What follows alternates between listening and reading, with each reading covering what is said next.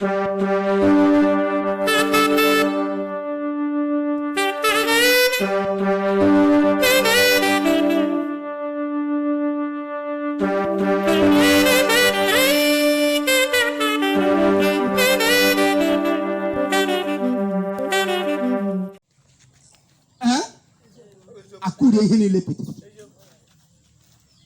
young Ropande Kesika had that letter no shin nundo. Some people are actually and I complain. How to like a mokoto? How to what my phone? Child. I don't know, man. I don't know, man. Praise the Lord. I won the 9 I died, and I'm a group well as. Buy the tragedy now relief market. Because you corn on up. I think the smallest one, every have 1,000 something a pot. I assemble. I try at least that to 50 to 60 families. About 120 tubers of yam. I am an I just okay. I have to heal in a pot, other things, because of time. I had that. Buy such a gin, now shake I brew Motanya Lama. The time you know, a mammy hand upon a wild again, and not choose a son again, nearly a good fire for. Mr. Willen, I hear I will Hana Gin again do the harbor open Izombe. Well, Luquala, Yashena, Nataka Munga Hana, Asotahana. Jonah, by the time, Sean 200 naira before I got it. O duro ya ho tule kan yu duro go nyerem shi ya bia men na nu o ga be mi. Hallelujah. Viewers all over the world, I welcome you. I am Pastor Maxwell Nnawuihe. I'm the senior pastor of VOGOSPRAISE International, the appointed place. This is the second batch of our humanitarian outreach in Izombe. This is Umuokwu, Aboshi Autonomous Community in Izombe, Uguta LGA Imo State. By the grace of God, we want to reach not less than 60 families here as we promised. All the items are ready, well packaged. Each of those packages is not less than 7,000 naira. When you put it together, there is about 60 packages there. That will give you 420,000 naira. If you want to clap, you clap. If you don't want to clap, you clap. The first outreach took us 200 and something thousand. 200 and something thousand naira. The first outreach. This second one is about 400 and thereabout. With all the expenses, the money in the envelope, and also fuel and other things. It's about 420,000 naira. This journey that we have come today being the 26th day of November 2022. We are based in Port Harcourt, as you can see our banner there. Our partners from different countries of the world made it possible for us to also come here to reach out to you. This is VOGOSPRAISE International, the appointed place, on a mission in Izombe. The second missionary journey to reach out to the people that the army laid carnage upon them last month in Izombe, Uguta LGA Imo State. And we are here on the second missionary journey to reach their life. Even to Puma full-time pastor, when we have Jinu loans of when he did not have it. Long way. Chineka Pobatalian and Bere Jono, Pobatanian and Village Juno, Pobatanian and Community Juno. Mane Pupos of Sena, I bury me pronos. And those I bury me pen, Uzon letter, Uzon cheta, Uzon homa, I bury me prono. I met Chalama or Mohonega Machine.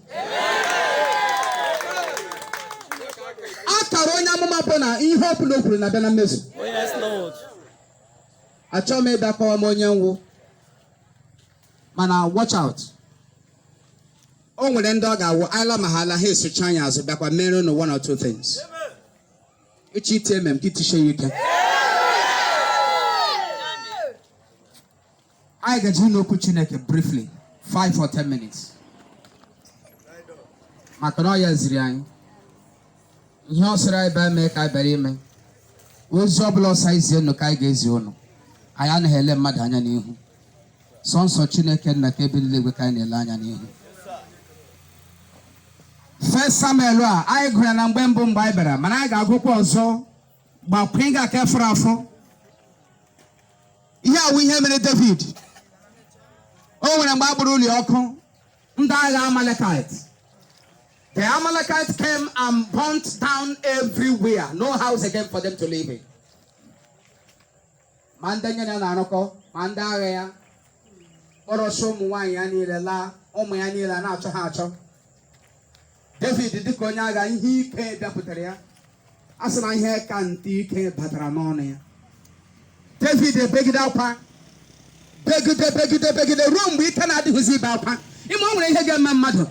I need to get G about Pagajo. He get begged. When no one will go, he can't give up. Nkototo ni monument. The first time on no no no broko no belebe.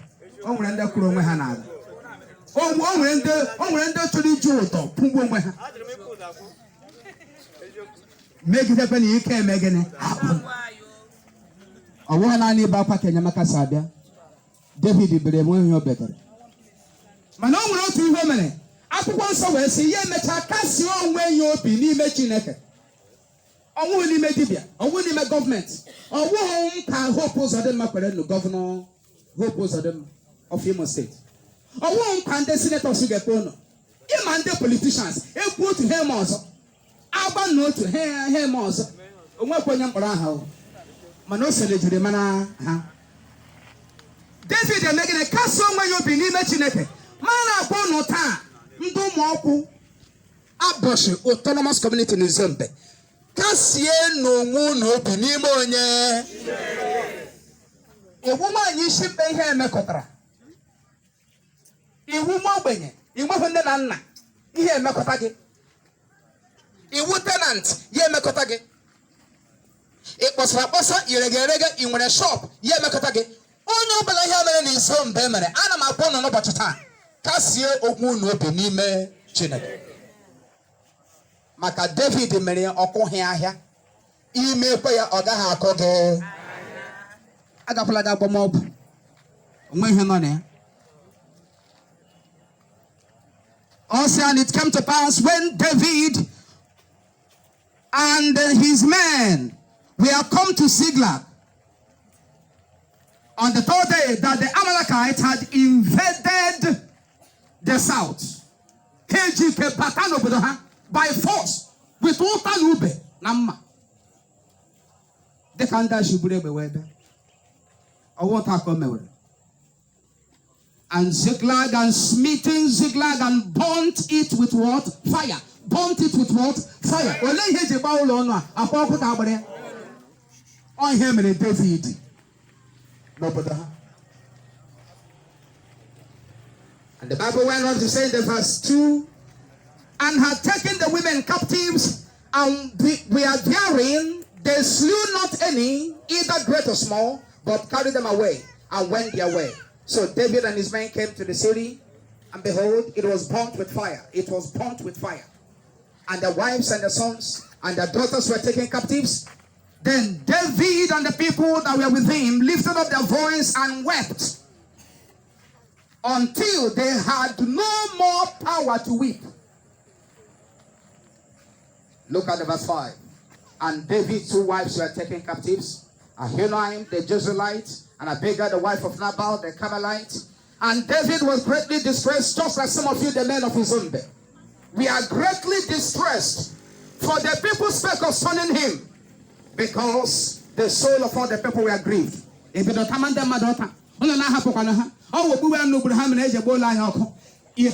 in the time of David.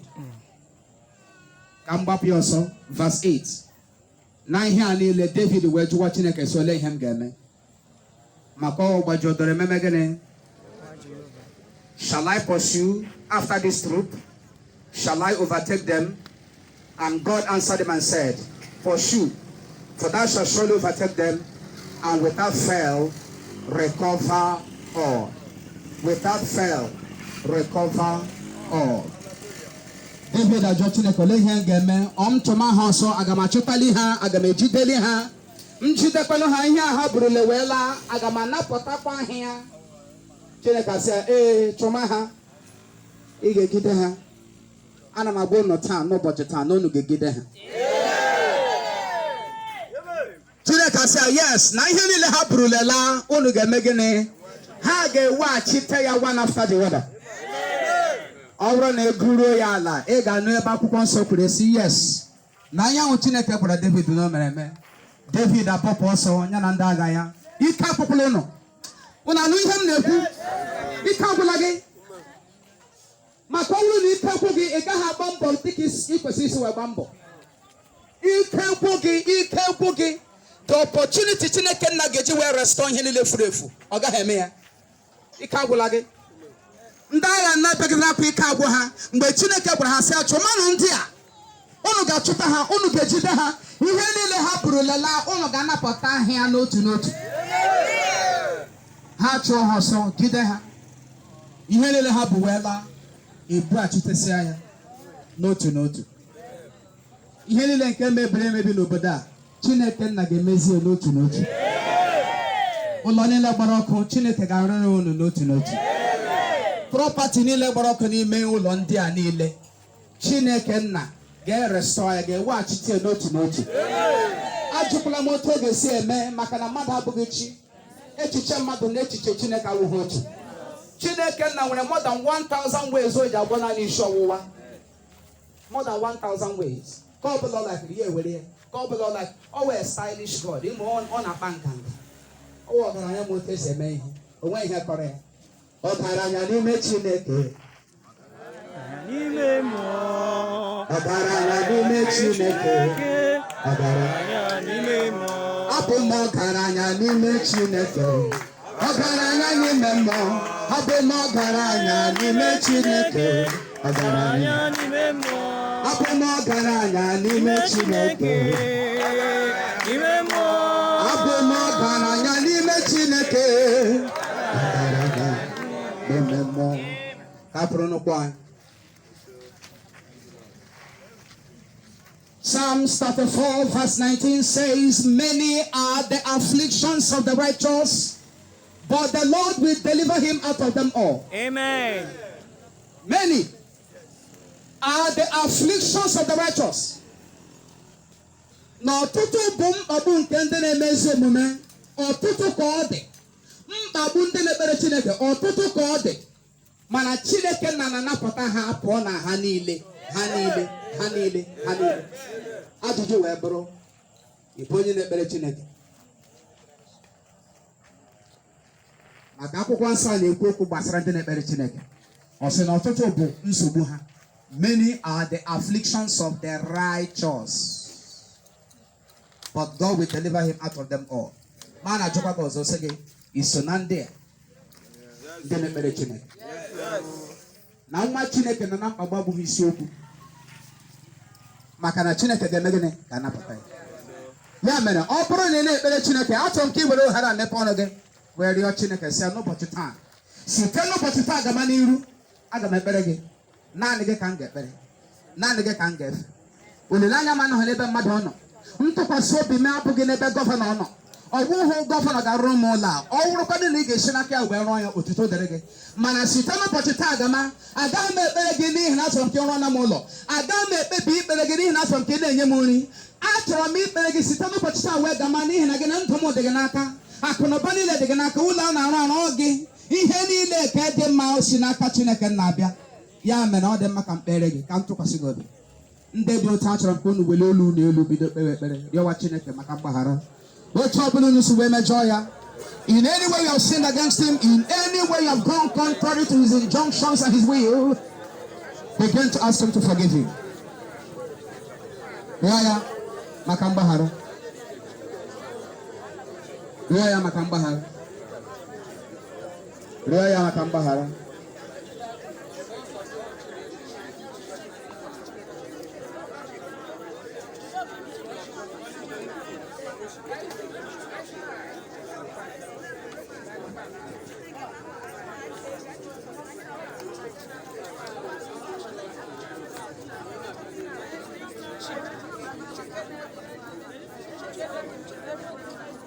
okwukwe nke n'ime gị nwatụrụ Chineke okwukwe nke n'ime gị onye na-eme ma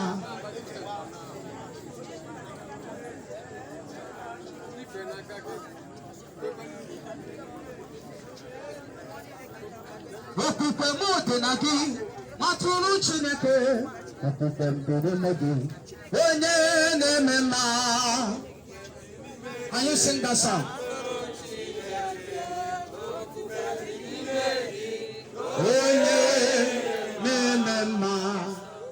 My Lord and my God, by the power in the name of your Son, Jesus Christ of Nazareth, who is also Yeshua HaMashiach,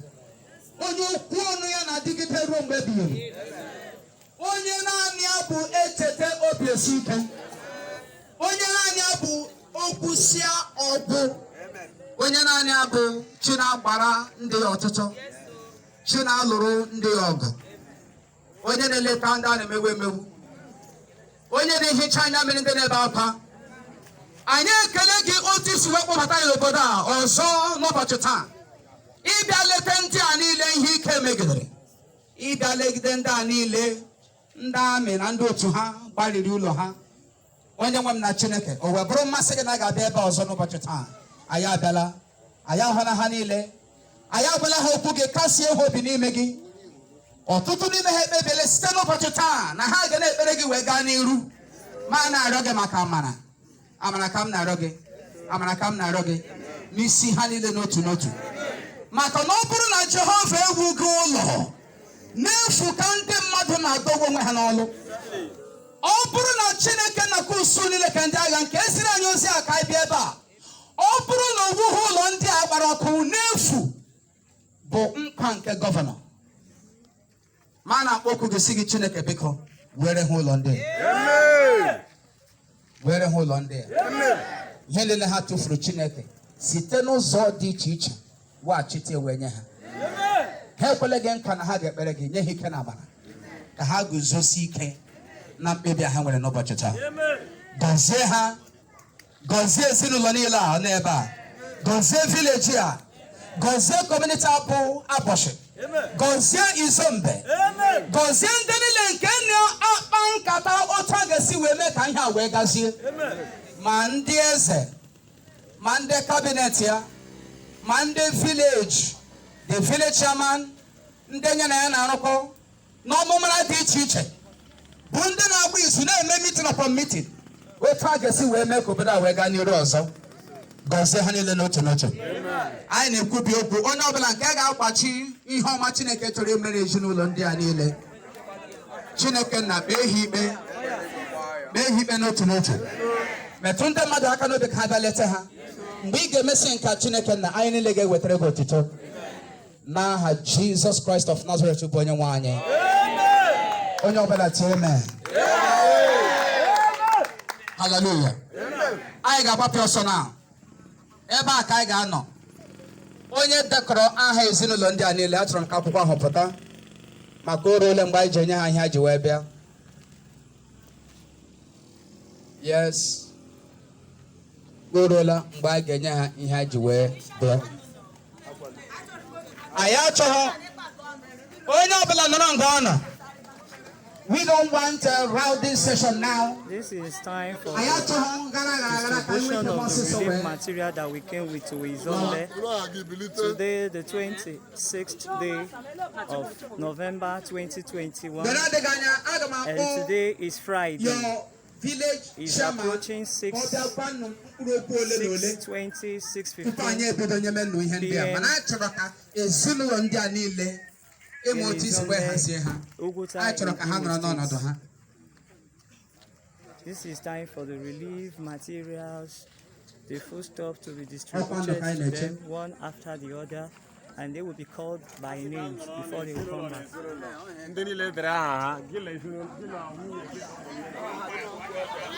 We are still on the rescue mission. VOGOSPRAISE International, the appointed place. We are reaching you live in Izombe.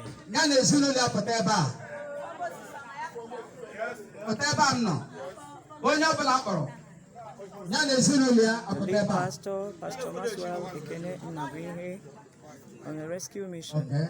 Somebody that not on your behalf. Somebody not here on your behalf. Somebody should be here on your behalf. Okay. So that they're not guarding their marriage does it. Also. Near mic, near the other mic, near the other microphone. Oh no, Chitanyagi. The next is Zulu. Biko, unuge mosisa. My fetota. The second family for Teba. Scholastic, I'm not a family. You're going on up behind my no. Scholastic, I am a dropotago. The family of Scholastic. She went to Zocha. Sika. Zocha, she went to.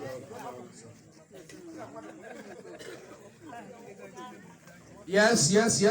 We have two families here now. We have two families here. Zocha, she went to. The third family. Adama Woba. Feteneba. So.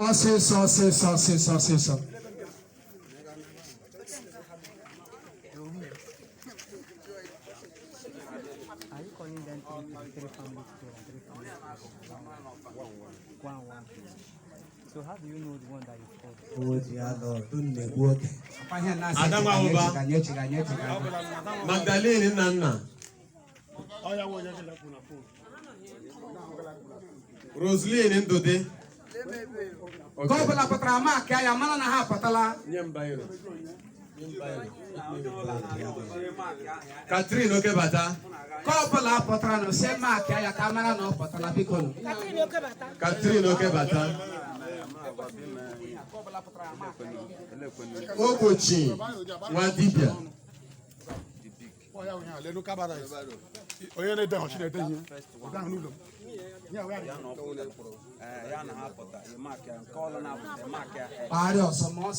Ogochi Okebata. Somebody said Byron. Somebody. Ekene Obiwak. I'm here. Ejike Napo. Ejike. Ndidi Ede. Ndidi Ede. Justina Umoji. Justina.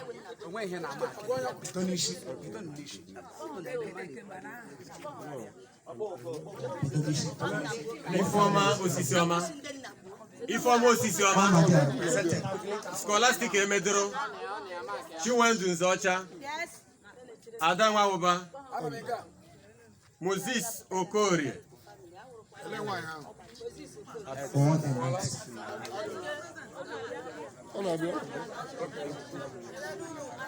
Biko, I talk I may have one week make I love one way of an apple here because you're Zahagan. I will come out and you go home, maybe just never there.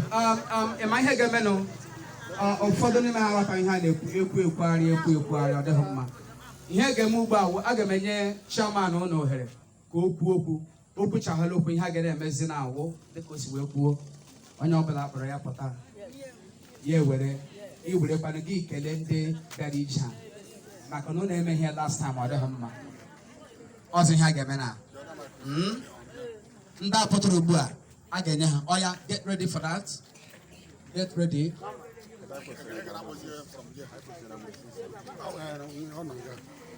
You get your Byron. Nda Potro ready. 1, 2, 3, 4. Again, Hannah. Then you start from there. When you black or ya pata, and ye. Informa Osisioma.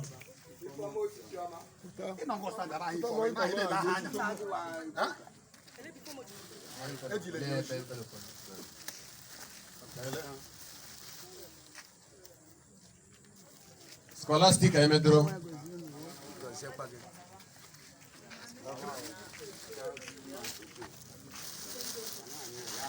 Give them microphone to say something.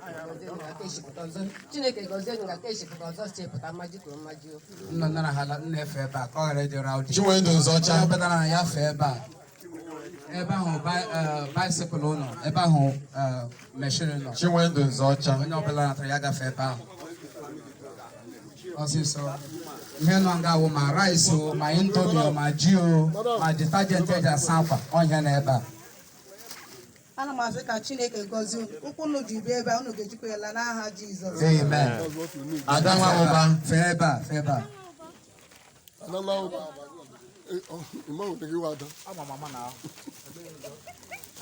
Jehovah kwache n'aha Jizọs. Amen. Moses Okorie.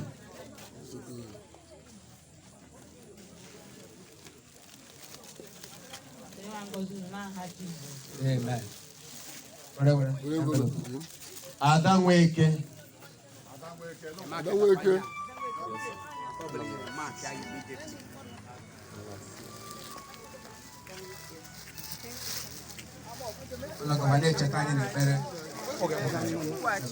Magdalene Nnanna. Viewers all over the world, we are now distributing the food Magdalene items. Nnanna. With the envelope, we are distributing it. Amen.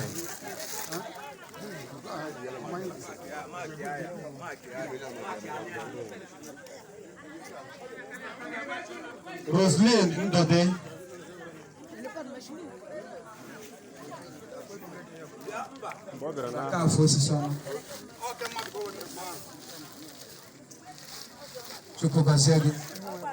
Gaweba, feba.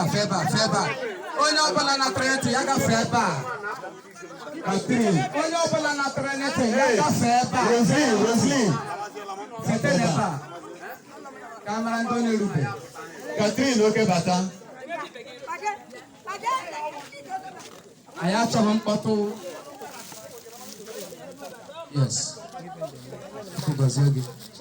Onye akwụkwọ n'ebe a ka mgbe ole ebe ahụ ya nọ. Ịkpọ ha aha ya. Ogbochi Nwadibia. Absent. Mark ya ba. Ole kwena banya wona ya no. Ole tu sumara na onye awo nwa ya. Na like confusion. Aiku. Chineke na me na ya ebe. I actually inside anybody. I try to hold the people. Ekene Obiwa. Because someone in there, they are even not here. Chineke won't bring the power. I don't know. Going for when you get okay. All right. Jesus. Amen. Yes. Ejike Nabo. Quickly, viewers, you can see this is 6:30. We are still in Izombe. It is the work of God. We need your prayers. We need your support. Amen. And we are still going back to Port Harcourt tonight. Amen.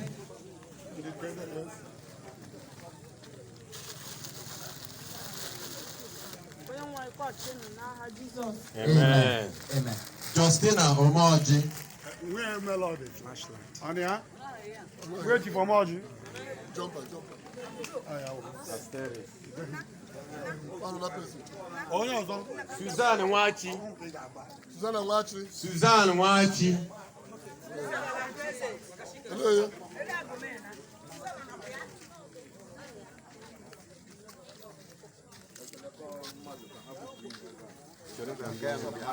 No. Suzanne Nwachi. Okay. Amen. What envelope? Grace Alozie. Fair neighbor, onye keda yaga favor. Grace Alozie. Onu le okaji.